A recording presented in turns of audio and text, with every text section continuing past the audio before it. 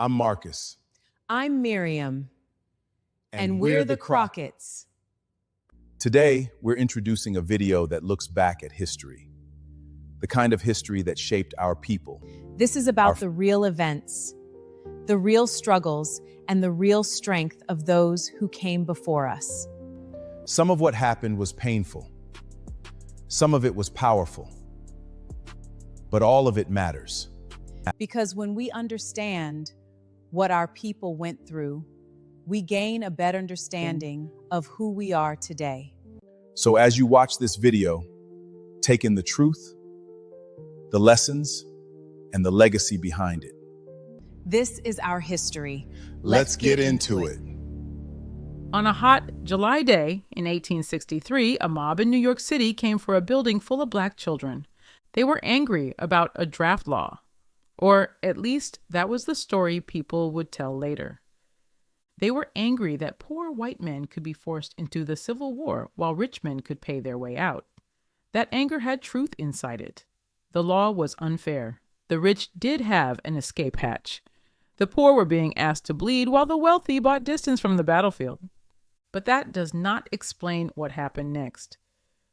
Because when the mob moved through New York, it did not only attack draft offices, it attacked black people. Black men were beaten in the streets. Black families ran for their lives. Black homes were attacked. And then the mob came to the Colored Orphan Asylum, a place built to shelter black children who had already lost enough. The mob looted it. Then they burned it. The children escaped, but the message was already in the smoke. Not even black childhood was safe when white rage needed somewhere to land. This is Interrupted Success, Episode 1, Freedom's First Backlash. On Monday morning, July 13th, 1863, New York City was already holding too much anger. The Civil War had been grinding on for 2 years. Families were tired. Workers were tired. The dead were mounting, and now the federal draft had come to the city. The draft law carried a bitter insult inside it. A man with enough money could pay a commutation fee and avoid military service. A poor man could not. That meant a laborer might be forced into war while a wealthy man stayed home and kept his body out of the line of fire. So the anger began with the draft. But anger is not the same as direction. That morning, white workers and angry crowds attacked draft offices. They smashed windows, destroyed records, and fought authorities. If the violence had stopped there, the story might have remained a story about class anger, war pressure, and an unjust law. But it did not stop there. By afternoon, the crowd had turned toward black New Yorkers. That turn matters. Black New Yorkers had built lives in that city. They had churches where people gathered for worship, strategy, mourning, organizing, and news. They had schools where black children learned in a nation still arguing over whether black people should be free. They had mutual aid societies because the government did not reliably protect them. They had families, businesses, jobs, and communities. They were not outsiders, and they were not the cause of the draft. They were not the men who wrote the law. They were not the rich men buying their way out, but they were reachable. And white rage often looks for someone reachable. The mob chased black men through the streets. Some were beaten, some were tortured, some were lynched. Black families ran, hid, or fled. Their homes and workplaces were attacked. The city became a hunting ground. Then the mob came for the Colored Orphan Asylum. That building matters because it shows what black New Yorkers had been building before the interruption. It was not a bank. It was not a militia. It was not a political headquarters. It was a place for children. The asylum represented black care, black protection, black childhood, black future. And the mob burned it. The children escaped, but the violence had already said what it came to say. It said black freedom was not welcome. It said black children could be punished for a war they did not start. It said black institutions would be attacked if white fear needed a target. The story they tried to sell was simple. This was a draft riot, and yes, the draft lit the match.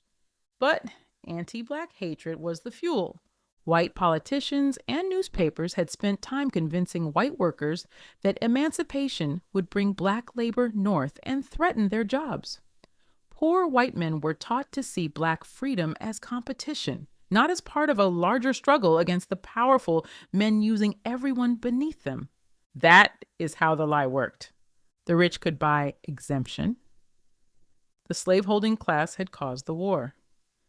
The politicians had designed the system, but black people took the beating. What was interrupted in New York was not only physical safety, it was black belonging. Many black residents left Manhattan after the riots. Some never returned. A community that had been building roots was pushed out by terror. 2 years later, slavery would be legally destroyed. But when the chains broke, the old system did not simply disappear. It adapted. In 1865, after generations of slavery, black people began walking. That sentence may not sound dramatic until we remember what slavery had done to the road. Under slavery, movement was controlled. A road was not simply a way from one place to another, it was a risk. A black person walking without permission could be stopped by patrols, questioned, beaten, jailed, sold, or killed. The body itself was under surveillance. So when slavery ended, walking became a declaration.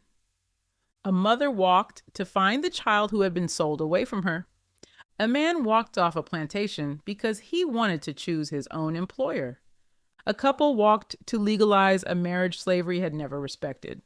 Children walked toward schools because literacy had once been treated as danger. Families walked toward new towns, new names, new wages, new hope. Freedom had feet. And white planners knew exactly what that meant. If black people could move, they could leave. If they could leave, they could negotiate. If they could negotiate, labor would cost more. If they could learn, vote, testify, own land, and protect their families, then slavery would not only be over on paper, it would be over in practice. The old ruling class could not allow that. So after emancipation, Southern states began passing laws known as black codes.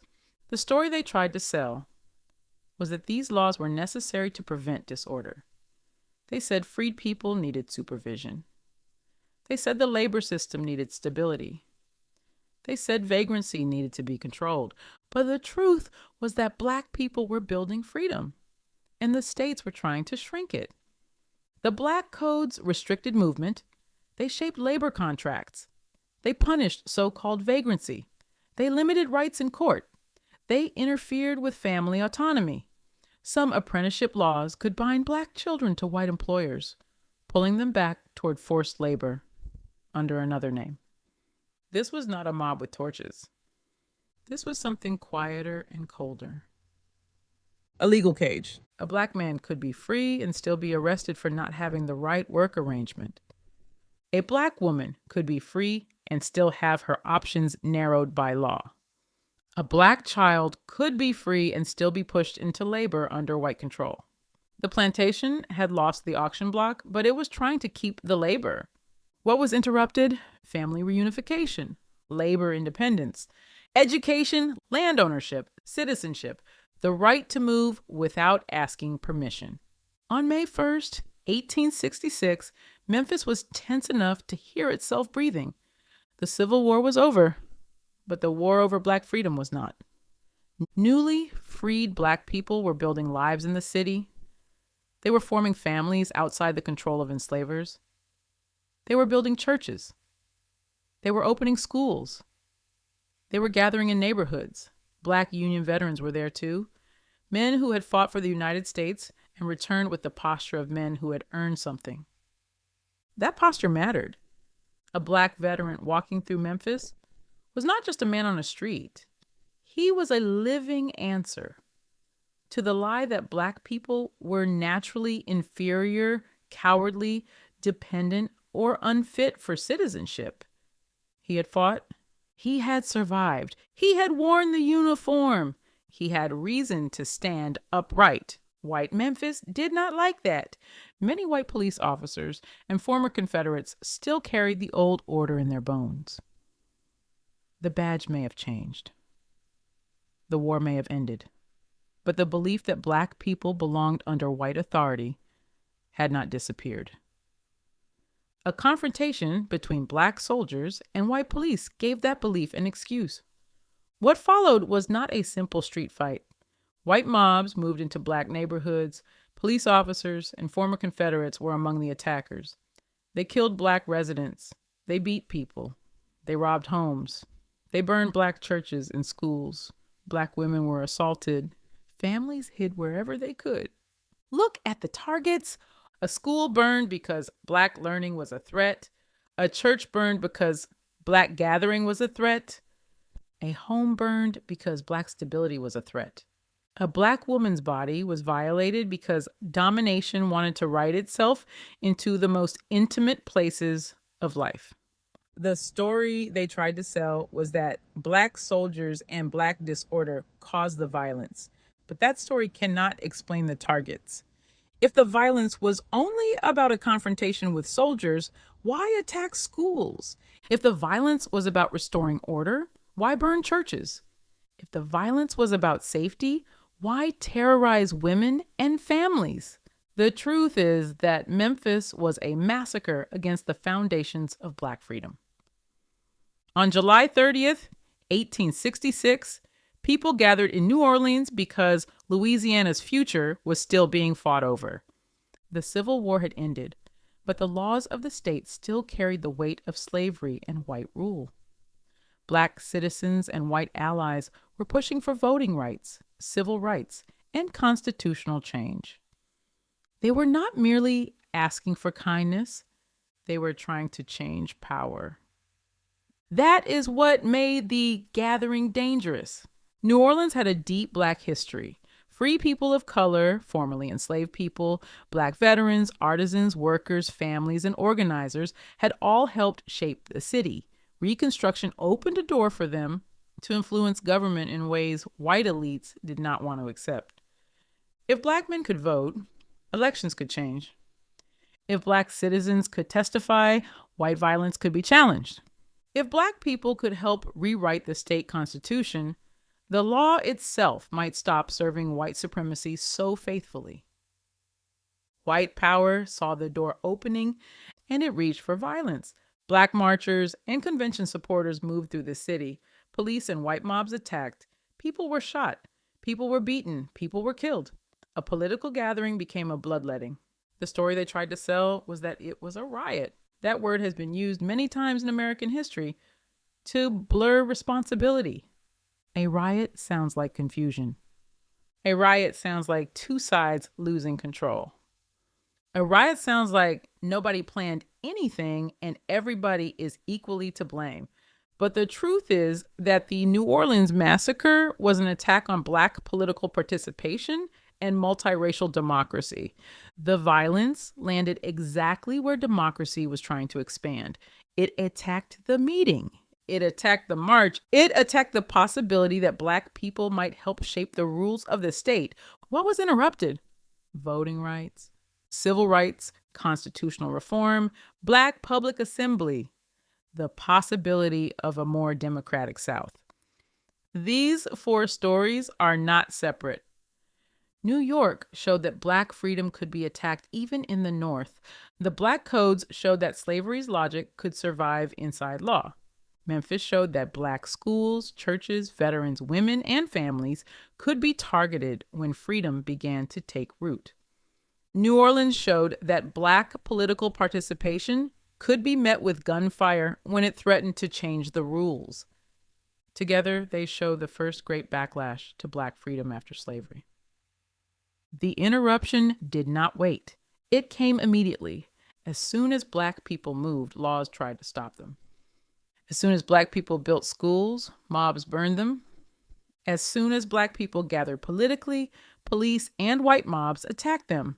As soon as Black citizenship started becoming real, White power tried to make it dangerous. In the next episode, the story moves deeper into Reconstruction, where the ballot itself became a battlefield. Wow. What our people went through was a painful struggle.